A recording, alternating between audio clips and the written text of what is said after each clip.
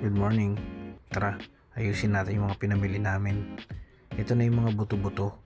Tinanggal na ni Laiko yung mga ngipin. Tapos nilinis niya na rin maigi. Yan. Nilinisan ko na rin tong pusit.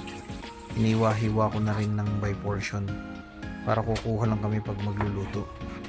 Hindi ko kasi ito maluluto ng isang lutuan lang. Masyadong malaki. Hindi naman namin mauubos.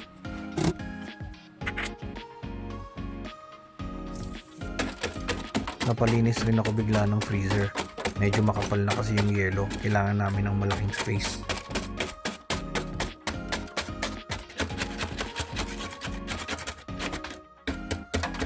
Ayan, puno na yung freezer.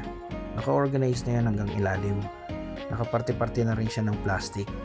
Sakto yan sa volume ng niluluto namin. Para kuha na lang ng kuha sa susunod at hindi na kami mahirapan maghiwalay. Ito, pakukuluan na natin para naka-ready na anytime.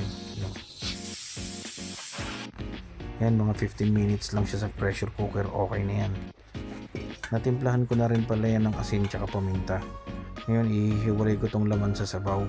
Tapos yung sabaw, sasalain natin yun para yun yung magiging kaldo. Ito na yung kaldo. Yan yung mga hinahalo namin sa pansit. Pag lumamig na, hinihiwa ko na siya ng mga ganyang kalalaki.